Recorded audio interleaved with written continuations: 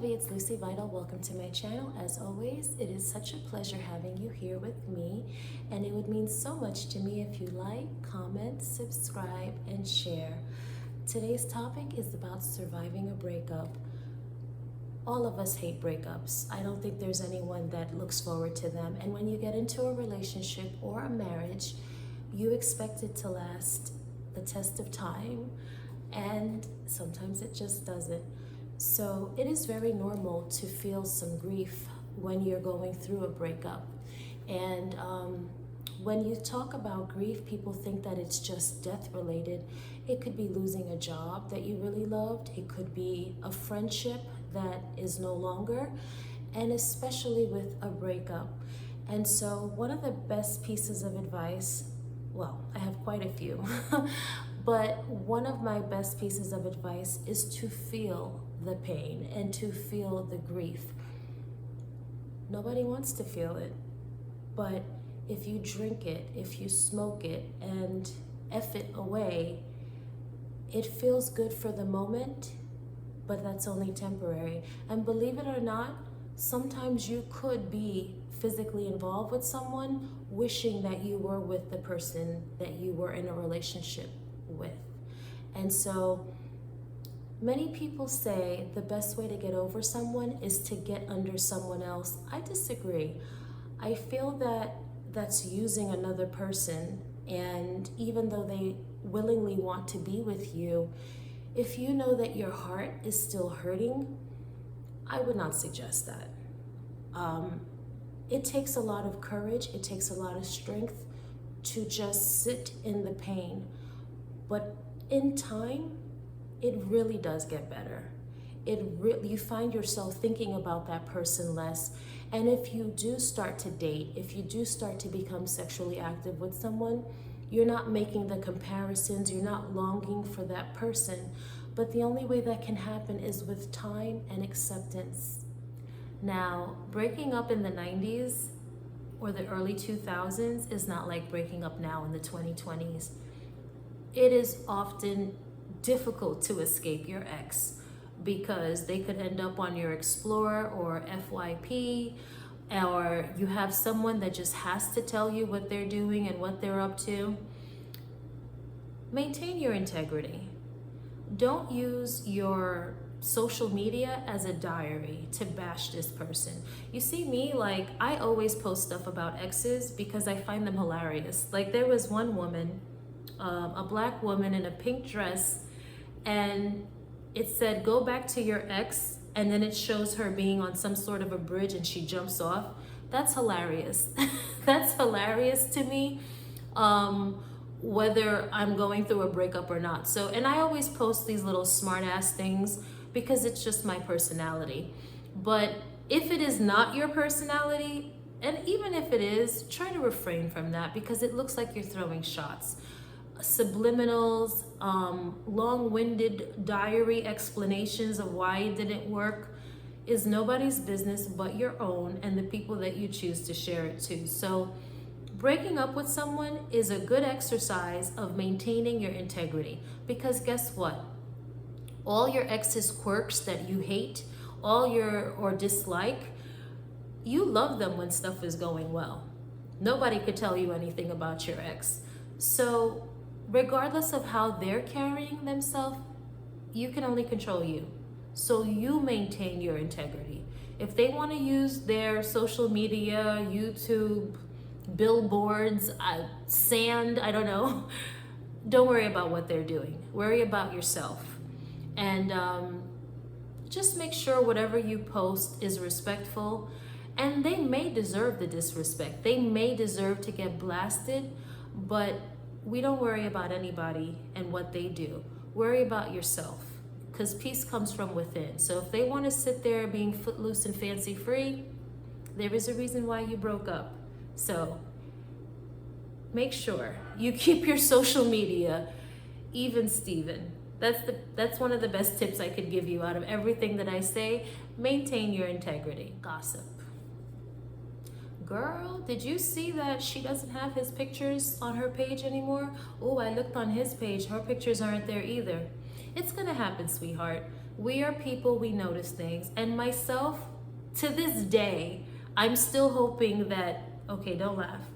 I'm still hoping that Jessica Simpson and Nick Lachey return to each other. I don't care, I don't care, I don't care. I'm not disrespecting his wife or her husband, but I will always wish that they get back together. So it's the same thing for you. You either are the person that people are wondering what happened to, or you are the person wondering what happened to your favorite couple. Such is life. A part of why we care about the gossip is simply because of our ego.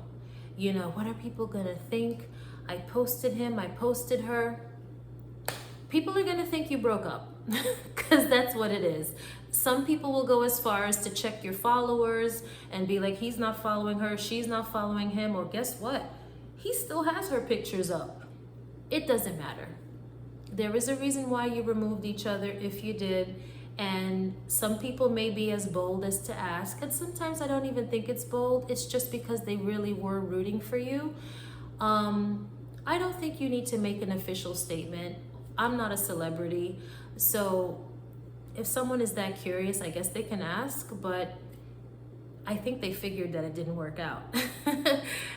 So just be blind to the gossip and deaf to the gossip. It is what it is. In another week or so, there'll be something else that people won't even remember about it. So especially if you were posting, especially if people were seeing you here, there, and everywhere, expect that people are going to have things that they think and they might even say. So just let it wash right off. You know, it is what it is. When you first break up, all you can think about is the flowers and the whirlwind romance and their declarations of love and how good the lovemaking was. It's over. It's over. I'm not saying that this person has become Mojo Jojo. I don't know why I thought of him, but they had flaws, and there are reasons why you're no longer together. You can reflect fondly in time about the good times and maybe even currently through the breakup, but don't romanticize them to the point of them being a quasi-god. They are not. They are flawed just like you, and there are reasons why you are no longer together. It is so easy to make them to be this masterpiece. They are not. And the same goes for you.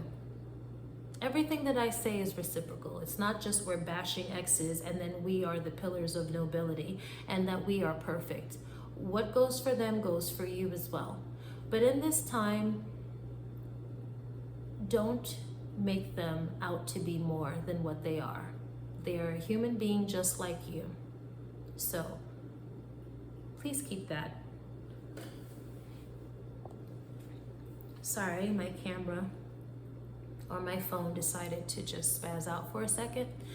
But again, don't romanticize the person, and also don't villainize them as well, because when things were good, you loved each other. That was your boo, that was your this, that was your that. So don't romanticize anyone. Don't allow your breakup to make you bitter, and keep in mind that love does not hurt, attachment hurts.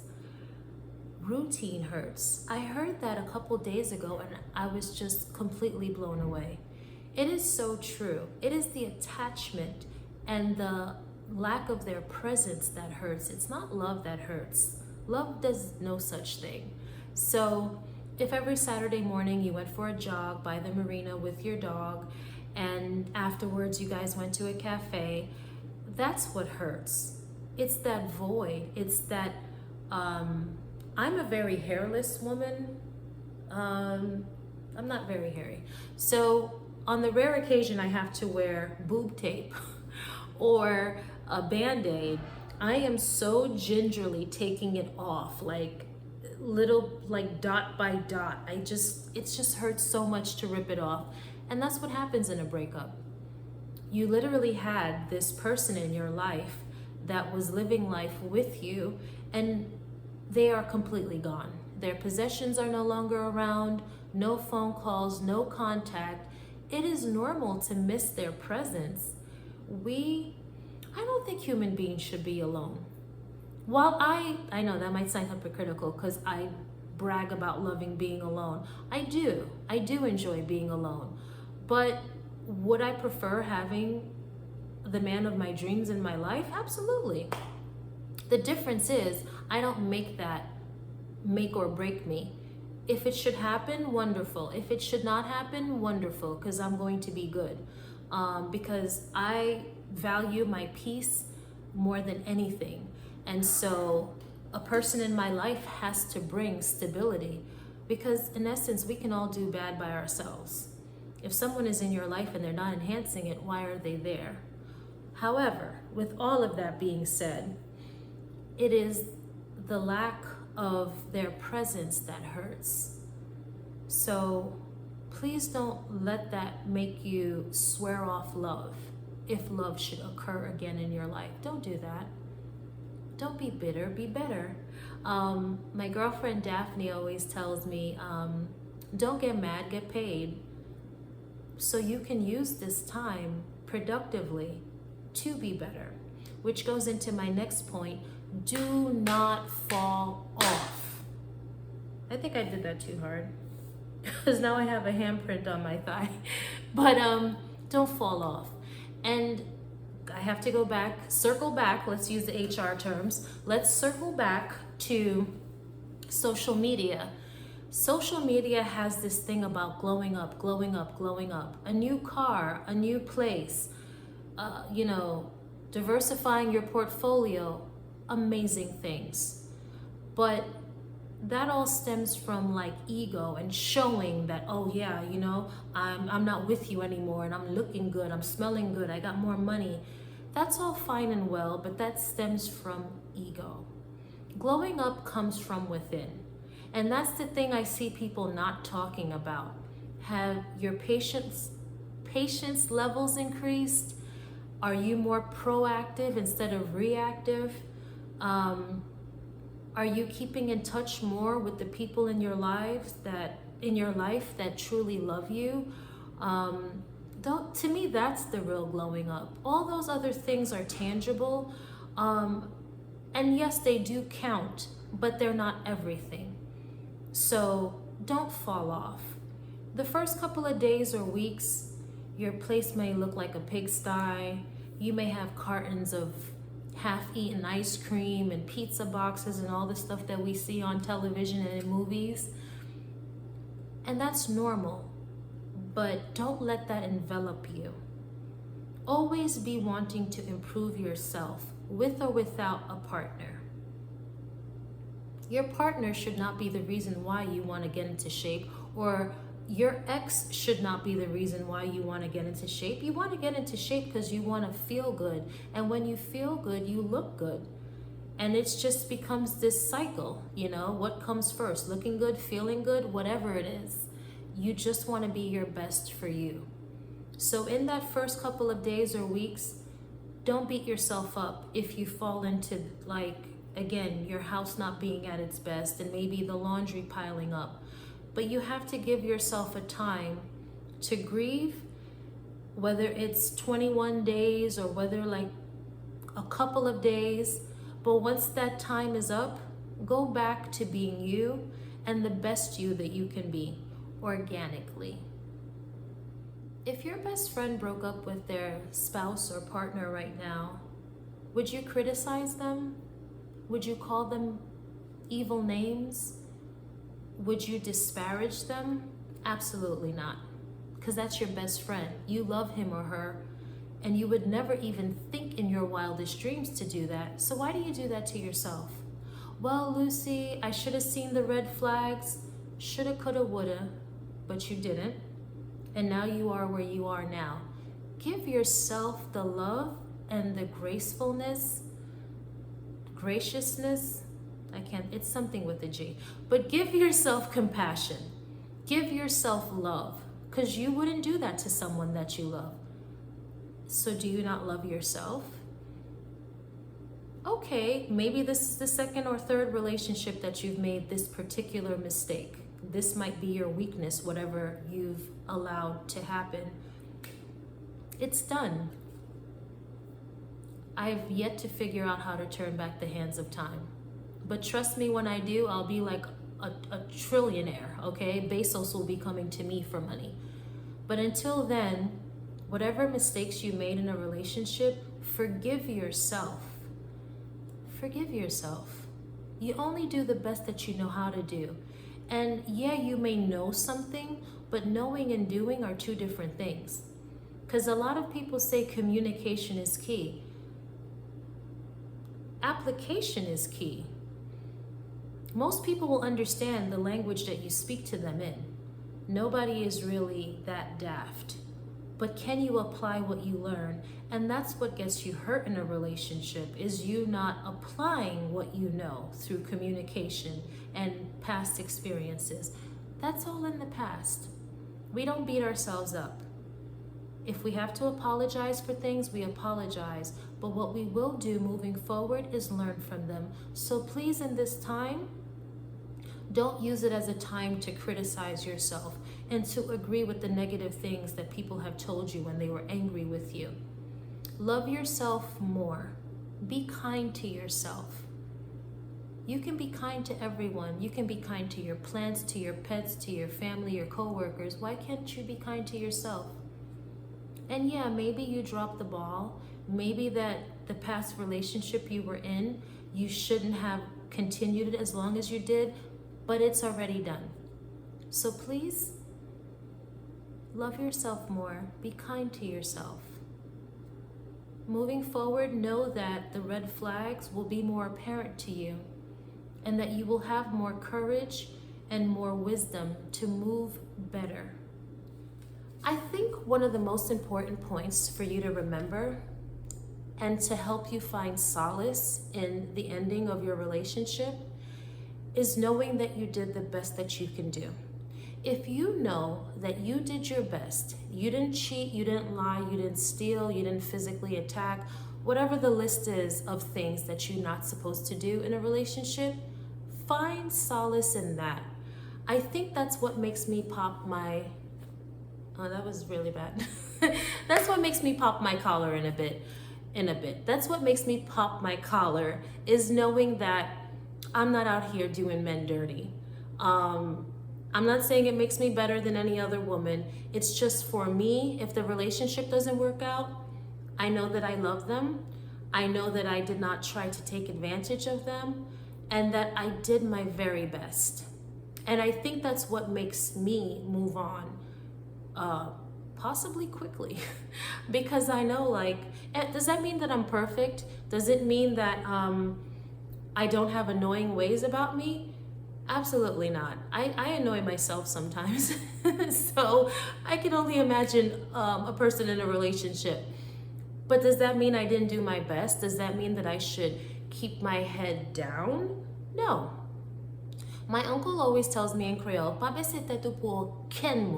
which means don't put your head down for anyone. When you know that you're a good person, when you know that you did your best, you loved, you supported, you cherished, you were submissive to this person,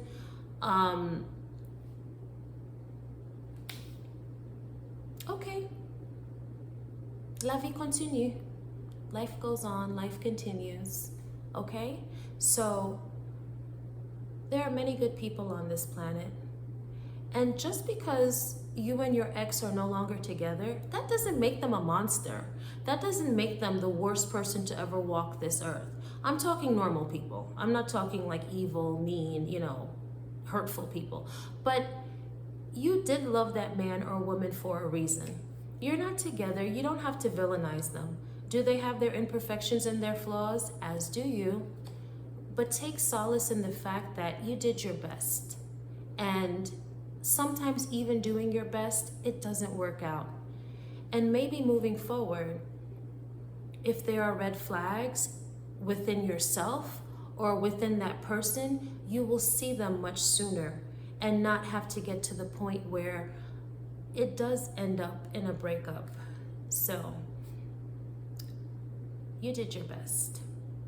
Thank you so much, guys, for being here with me. I hope that you were able to find some tips that help you. And I hope that this video finds you well, because I'm, again, obsessed with HR. Ironically, HR is not my career, but I find myself speaking like it. So I do hope that this video finds you well. And if you have anything that you'd like to share on how you went through a breakup or some good tips that I didn't mention, please let me know. Take care, guys.